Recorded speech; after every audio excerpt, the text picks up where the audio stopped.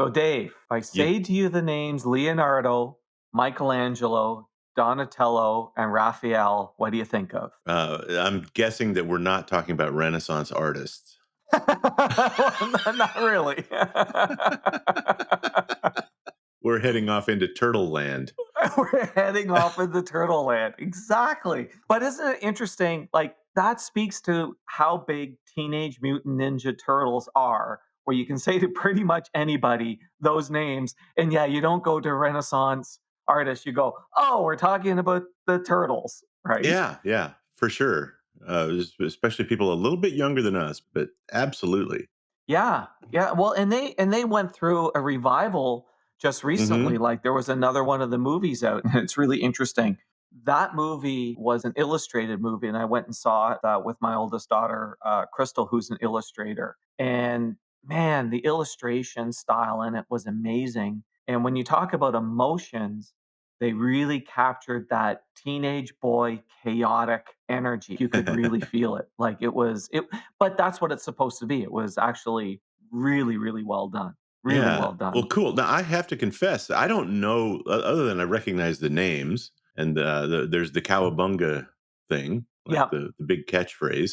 But honestly, like I raised 4 daughters that weren't into it, and it's after my childhood, so I didn't get into it either. So I'm excited to hear the story. I've watched these turtles from afar. But that's even interesting when you think about that, and yet you still instantaneously knew what I was referring to, which tells you Mhm. how strong a presence it had in culture, given the fact that you've never seen the comics, you've never seen the movie, it didn't hit you at the right time, didn't Yeah. hit your kids, and yet you were like zero hesitation. Oh, This is what it is. you couldn't hide from it, Correct. right? It was so Yes. big, you couldn't hide from Teenage Mutant Ninja But Turtles. that just in itself captures how big it was. I'm trying to think of what else oh, they ate pizza. And they They ate ate a lot of pizza. pizza. That's it. So it was the first comic was published by Mirage Studios, and Mirage Studios was started by Kevin Eastman and Peter Laird.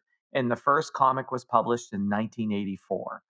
And today, Mirage Studios is like a $17 billion multimedia franchise. And in 1990, just give you an idea at the peak, Target sold more turtle action figures than Snickers bars. Wow. Yeah.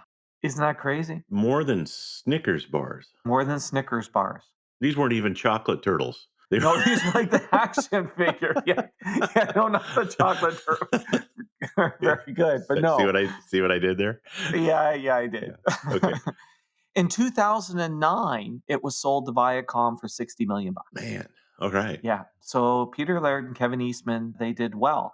And they were artists and they wanted to create this comic and it sort of started as a joke. So in the 80s, if you think in the 80s, there was these tacky martial arts movies that ran overnight. They're sitting watching these things, but martial arts toys did not do well and they were not thinking about making toys. They just loved drawing comics. Okay. And that's what they were doing. And they started passing this one comic back and forth. So it started off with Eastman drawing a turtle standing upright with a pair of nunchucks.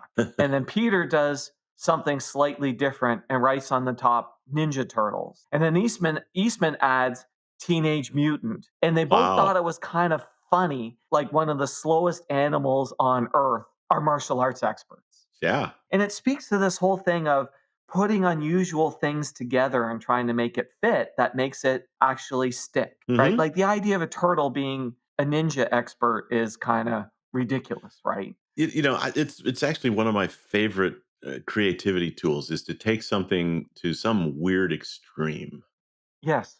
right? And lean so far into it that you find the boundary of absurdity. Yeah. And then all you have to do is, like, bring it back one notch, Yes. and you've got something that's completely unique. And so that's kind of the process that you're describing, right? It's like, Yeah. "Oh, martial arts action figures. What's the dumbest martial art? Like, how dumb could we make this? What if a turtle was a ninja?" Like, "Oh god, you're killing me. Stop it." Wouldn't it have been great to just, like, be in the room when they're doing Oh, this? yeah. I'm sure they were laughing Mhm. their heads off. And then what they decided is they thought, well, we got to make it a team. So let's make four of them. And they had an art book with Renaissance painters. And they actually randomly picked 4. Cool. It was just Yeah. like, okay, this one, this one, this one, this one, this one. And then decide to build a world around them, build the whole backstory, and they had to create a supporting cast. So there was Splinter the Rat and all of this stuff that happened. So it's May 1984, and they decide to self-publish this comic, and they max out their credit cards. They get a loan from Peter's uncle, and they make 3,000 copies. And it's a very like the first ones were very violent. It was a Mm. very violent cartoon, but you know what? Sometimes you get lucky. And guess what else came out in 1984? The Karate Kid. Right. Well, it's when you said late night kung fu movies, I was thinking Karate Kid, but we're talking about the predecessors to Karate Kid, which was a response to some of those same types of Yes. trends. Yeah. Yeah. Okay. Yeah. So right at the time they come out, Karate Kid comes out, which makes martial arts popular. And it's Hmm. also a relatable underdog story, especially Yeah. for teenage boys, right? They sell out all the copies, like just goes crazy. And distributors start to carry it and they want more issues. So in 2 years, they do 7 issues selling hundreds of thousands of copies, all, Okay. all self-published. And a licensing agent sees it, a guy by the name of Mark Friedman, and he's doing work for Hanna-Barbera, licensing their stuff, but he's tired of making money for Hanna-Barbera, so Mark decides to create his own company. He approaches Peter and Kevin to license Teenage Mutant Ninja Turtles, but they're really hesitant because this guy's brand new company. He's seen Hmm. others that have gotten burned on these things. So Mark asks for one condition to eliminating friction. He says, "Look, Hmm. give me 30 days, I'll find a manufacturer." 30 days. So just give me 30 days. That's bold. Really bold, right? Yeah. So Mark takes it to all the big players. And here's the problem. We're talking here at a time where action figures were at a low point. G.I. Joe was struggling. That part was a real low point, and it was weird and it was violent. So Yeah. all the big toy manufacturers were like, forget this. No, we're not touching this. Literally, there's 3 days to go, and Mark is down to his last option. He's got a buddy of his who started at Playmate. Now, Playmate at the time, they were not in the boys' action world. Okay. And really, what they primarily did at the time was dolls for girls, and they had never made an action figure. And so basically, Mark did a Hail Mary pass and said, "Hey, Playmate, would you be interested in doing these weird, violent action turtle toys?" Right? Bloody pizza eating turtles. Yeah. Right. But you know what? They were looking for a new opportunity. They wanted to get into the boys' toy market. So they took a flyer. They said, okay, here's 150K for the rights plus licensing. So they basically said, let's do this. So the first thing Okay. they had to do is figure out how to make it kid friendly. And the challenge was how kids were going to play with it. And they looked at it and they said, here's the big problem. There was only 2 bad guys. They needed more villains. Mm. So Hmm. the first thing is they went back and they created more villains, and they wanted a product for the toy fair in February of 1988, and they suddenly realized they weren't going to get this off the ground. Even though there was the comic book, what they really needed was a cartoon. Stay tuned. We're going to wrap up this story and tell you how to apply this lesson to your business right after this. Hey Rick, do you ever feel like Yeah, I do. Spinning my wheels, getting no traction. I was going to say like we're part of a computer simulation, like the Matrix? Oh, I guess. Your business still isn't growing, huh? Nope. Working harder, spending more, going down rabbit holes, but not growing. Exactly. Going through the motions, like Neo at the beginning. Well, you could talk to the host. The guy on this podcast? Sounds like he's figured out all the secrets for growth. I mean, these stories are interesting. It doesn't cost anything to talk to him. That's true. Maybe I should get plugged in. Come on, do it. I want to hear what your ads sound like when they play at the beginning of this podcast. When you say stuff like that, it does sound like we're in the Matrix. Watch this. Take the blue pill, Dave. Let's pick up our story where we left off, and trust me, you haven't missed a thing. They needed a cartoon on television to really launch this thing. Playmate Hmm. basically came up with $1.5 million to create an animated series, like to get this out to kids. And what they noticed was the secret sauce in all of this was the humor. And when they created the cartoon, they wanted to lean more into the teenage aspect, the Yeah. pizza, the skateboarding, the chaotic energy of teenage boys. Sure. Yeah, and the original comic was black and white. So now what they could do is they could color code the characters. Mhm. That's how you could distinguish the characters was the color of the bandana, Mhm. right? So the first 5 episodes came out in Christmas of 1987. Oh, that's great. I think what's interesting too is it's a little bit reversed, right? Usually it's the TV show or the cartoon that leads to the action figures. Right. In this case, the action figures already existed. And so they're on the shelves when the cartoon hits and people are like, "Oh, I can go get action figures of this." Yeah, so it started off as comic to we're making this action figure. They hadn't released the action figure yet, but they realized they needed a cartoon to push the action figure. So that was kind of the order of things. That feels a little different to me. It Does is. it to you? With Star Wars, Yes. right? It was the movies before the action figures. Correct. And then you had Correct. that classic story, right? You had to wait for the action figures to be made. Yeah, now there's few other toy store toys that have done that. What will be interesting for me to check when we cover some of them in future, I think they came after this. So probably what people started to go, hey, this is a Yeah. good order to do things. So basically, they released the first 5 episodes come out at Christmas 1987, and it's released on syndication.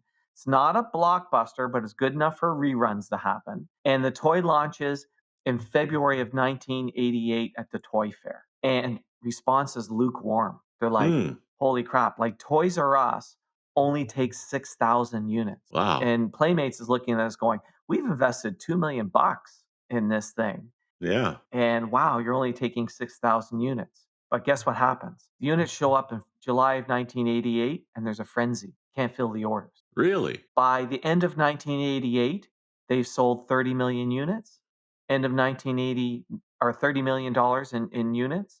89, they do 140 million. 1990, 570 million just in the United States. Wow.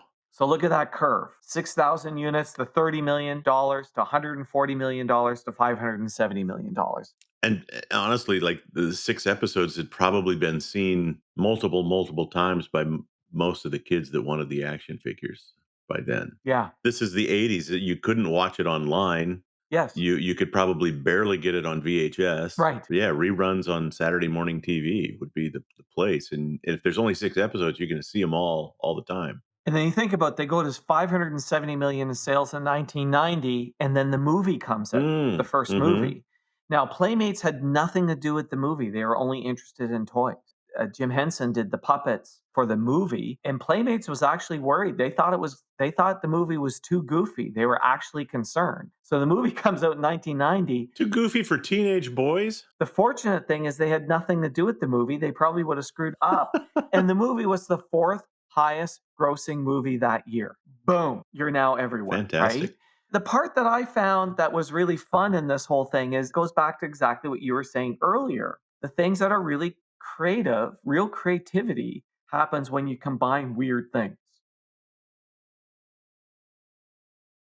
What's the most ridiculous creature that would be Yeah, a ninja, a turtle? a turtle with nunchucks. Turtle with nunchucks. But as you said, it's actually a creative technique that you can harness. We've been having this ongoing fundraiser. We had to build a new septic field.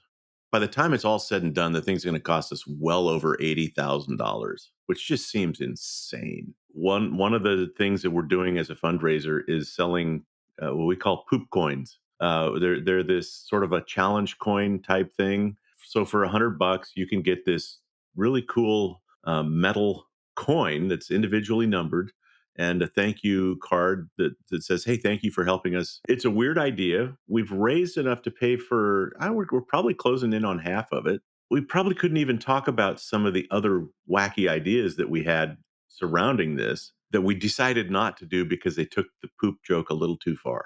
Right, but you're leaving out the best part. What's on the coin? Well, it's got the Wizard Academy logo, and on the back it says, "I'm number two." Right. It's the "I'm number two." And honestly, if you want one of these coins, go to wizardacademy.org and look for donations and campus sponsorships. There you go. And if you're one of those whiskey drinking folks, these coins are also made because we operate the whiskey marketing school. These coins are also built to be the perfect size to cover a whiskey Glencairn or whiskey drinking Oh, glass. I didn't even know that. That's cool. Right now, you That's want cool. more, don't you? It's true.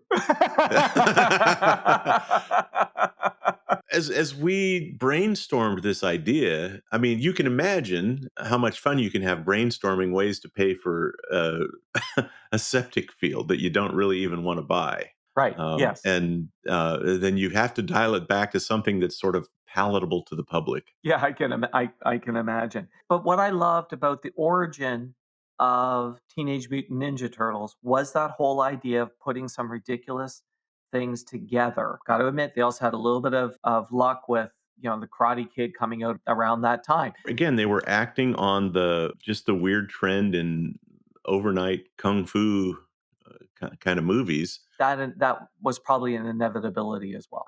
to add the elements of they're teenagers, they're mutants, they're turtles. I mean, there's so much There craziness. are turtles that eat pizza and live in a sewer. It's like, okay, teenage boys are doing like a whip snap head turn going, what? I'm in. Exactly. I would have been all in on this. It's just that it happened at the time that I was just finishing college and just getting my drinking legs under me and had already left the teenage phase of my. Right.